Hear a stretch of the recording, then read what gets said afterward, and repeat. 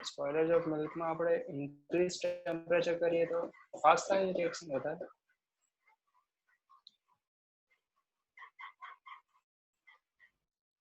नहीं, टेम्परेचर सबसे पहला एग्जांपल है very type of reaction, very slow reaction.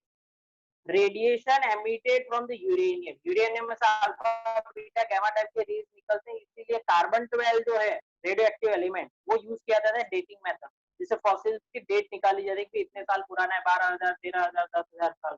Next example है, उसको हमने 3 कैटेगरीज में डिवाइड किया, very slow, slow and fast. ये वेरी फास्ट नहीं, स्लो रिएक्शन। तो रिएक्शंस को अगर हम चेक करें तो reaction between H2 and N2 under some condition. अब ये देखो, मैंने पहले यहाँ पे अभी इसमें पूछा था, उसी तरह हर हर रिएक्शन का कुछ न कुछ, उसको आगे हम पढ़ेंगे भी, उसको कहते हैं एक प्रॉपर टेम्परेचर होता है, ठीक है। अप्रोप्रिएट टेम्परेचर पे वो रिएक्शन फास्ट होता है, ना ज्यादा होना चाहिए टेम्परेचर, ना कम होना चाहिए। तो कुछ टेम्परेचर पे वो रिएक्शन स्लो होता है, अगर उसके अंदर टेम्परेचर इंक्रीज कर दिया जाए वो रिएक्शन क्या हो जाता है फास्ट। जैसे मैंने अभी आगे भी एग्जांपल बताया था, N2 और O2 जो होता है नॉर्मल टेम्परेचर पे तो रिएक्शन ही नहीं करता। अगर सोच लो नॉर्मल टेम्परेचर पे हमारे एयर के अंदर N2 और O2 दोनों है, नॉर्मल टेम्परेचर पे या 50 डिग्री सेल्सियस पे भी अगर वो रिएक्शन करते, क्योंकि हमारे गर्मियों में कहीं वो 49 50 तक पहुंच जाता है टेम्परेचर, ठीक है। तो अगर N2 और O2 रिएक्शन करने लगे तो हमारे पास ऑक्सीजन ही नहीं बचेगा। बट वो रिएक्शन करते हैं कब? जब ट्रिमेंडस एनर्जी उनको मिले, 10,000 to 50,000 एनर्जी जब मिलेगी उनको, तब वो रिएक्शन। तो किस टेम्परेचर पे, अलग अलग टेम्परेचर पे वो वेरी स्लो फास्ट रिएक्शन, ऐसा बाइफरकेशन बता सकते। और ये हम नॉर्मल कंडीशन का पढ़ रहे हैं। चलो, थर्ड जो है दैट इज फास्ट। फास्ट में क्या है, देखो, in reaction between NaOH and HCl, that is called neutralisation reaction. NaOH और HCl का जो रिएक्शन होती है 1 नैनो सेकेंड स्टार्ट हो जाता है। ओके, तो देखो, वेरी स्लो और फास्ट। फास्ट हमने दोनों कैटेगरीज ले लिए, fast and very fast. Okay, but अब देखो प्रॉब्लम क्या है कि अगर हम इन सबके रेट यानी स्पीड अगर निकालने हैं, अगर हमें इन सबके स्पीड निकालने हैं, तो सबसे अच्छा जो हमारे लिए स्लो प्रोसेस और फास्ट रिएक्शन जो है उनका स्टडी अलग तरीके से किया जाए। तो इन शॉर्ट इस चैप्टर में, ये जो चैप्टर है उसमें मोस्टली हम स्लो रिएक्शंस का अलग, ठीक है। तो जनरली इस चैप्टर में जो भी हम पढ़ेंगे वो स्लो रिएक्शन। अब स्लो किसको कहना, वो भी एक क्वेश्चन है।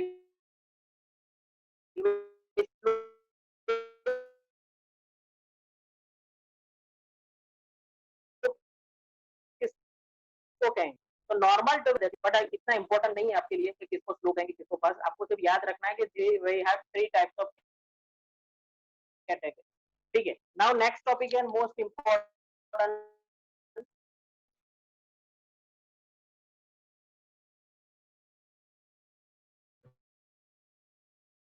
जो कभी कभी सर एग्जाम ब्लर में आता है, दिखाई that is fact heading of factor. तो सामने तो फैक्टर्स अफेक्टिंग, नया टॉपिक डालो, फैक्टर्स अफेक्टिंग द रेट, इसका रीजन होता है, explain why. Raise your hand.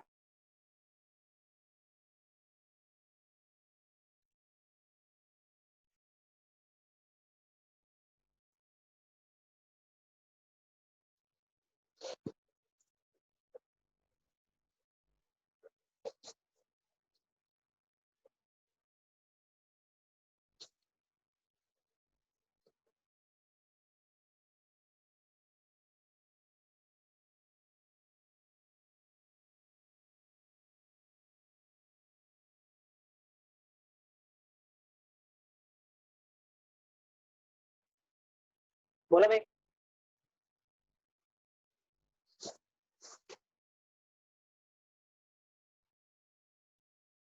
भाई पाउडर फॉर्म में रिएक्शन क्यों फास्ट होता है? Yes Darshan. Powder form powder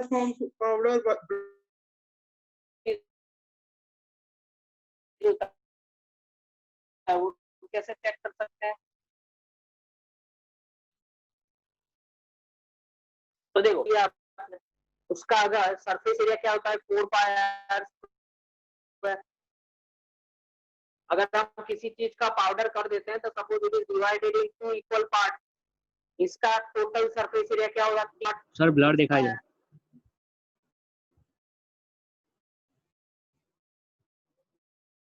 आए तो ऐसे 4 pi r square 3 pi r square 3 pi r square, कोई भी पूरा स्फीयर ले लो उसका एरिया क्या होगा 4 पाई आर स्क्वायर, उसको 2 टुकड़ों में डिवाइड कर दो तो हेमिस्फीयर हो जाएगा। हेमिस्फीयर का एरिया क्या होता है?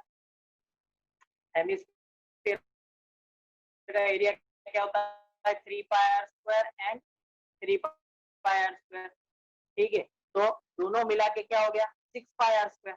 तो यू कैन सी अगर पूरा पूरा स्फीयर लेते हैं तो वो 4 पाई आर स्क्वायर हो जाता है, और अगर हाफ एरिया क्या हो जाता है 6 पाई आर। दैट मींस एरिया क्या हो गया इंक्रीज हो, सरफेस एरिया इंक्रीज हो। ठीक है, second point is concentration of the solution. लिखते जाना साथ में, concentration of the solution। देखो सबको बोला भाई लेमन जूस बनाना, ठीक है, तो उस वक्त सोचते नहीं है, मेजर करने नहीं बैठते हैं कि बार काउंटिंग करने नहीं जाते हैं कि हर लोग कितना पिएंगे, कोई 100 ml पिएगा कोई 150 ml पिएगा, हम रैंडमली बना देते हैं। तो हमारा माइंडसेट उस वक्त ऐसा हो जाता है कि अगर बच गया तो कोई प्रॉब्लम नहीं है पर कम नहीं होना चाहिए, इसलिए पानी ज्यादा ही लेते हैं।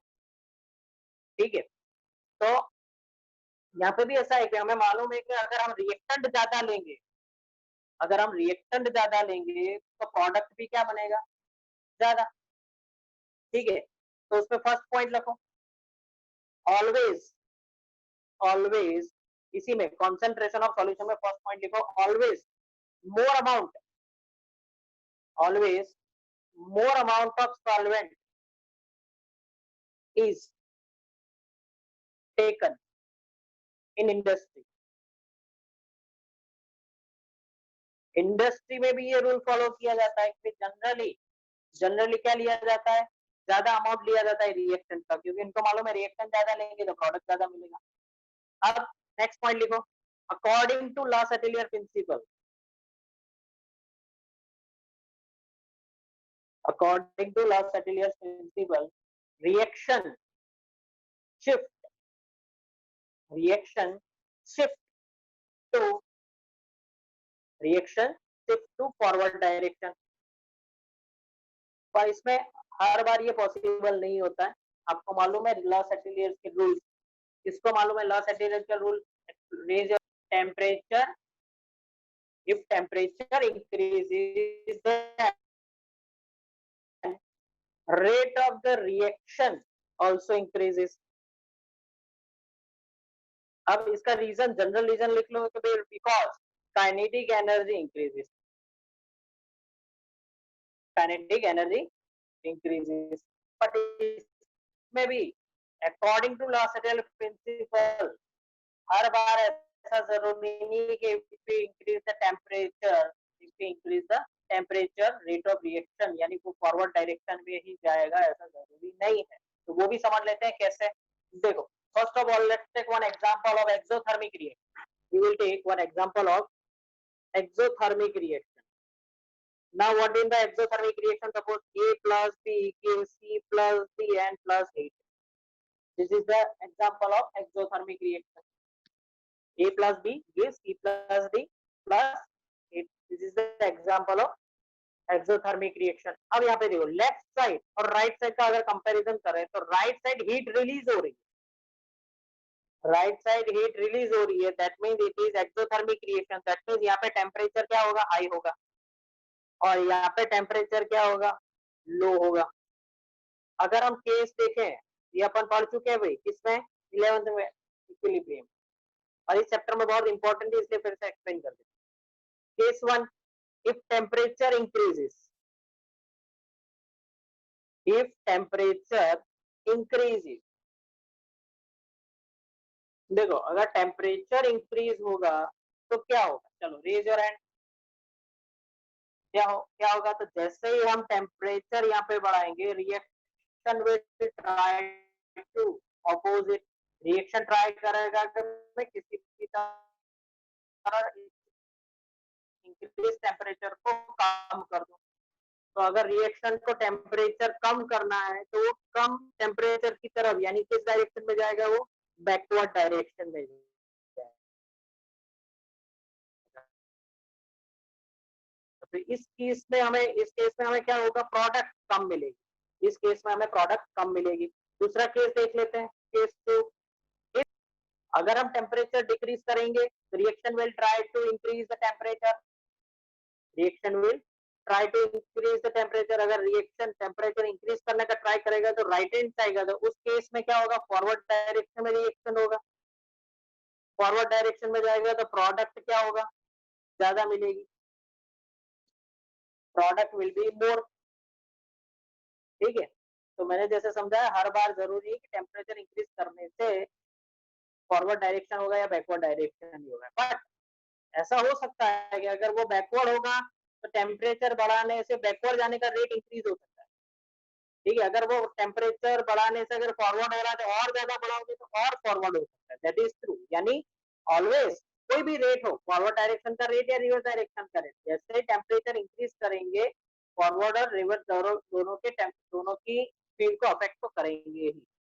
इसीलिए हमने यहाँ पे टॉपिक पढ़ा है कि temperature of the system will affect the rate of the reaction, whether it is rate of reaction is forward का रेट हो या रिवर्स का रेट, व्हाटएवर। ठीक है, now fourth, pressure of the system, pressure of the system, pressure of the system में हम फिर से लॉ सर्टेनिटी प्रिंसिपल पढ़ लेते हैं, क्योंकि हम पढ़ चुके number of moles is proportional to the pressure, number of moles is proportional to the pressure. अब एग्जांपल ले लेते हैं, सपोज यहाँ पे 2A + 3B रिएक्ट होके हमें 2 मोल्स ऑफ C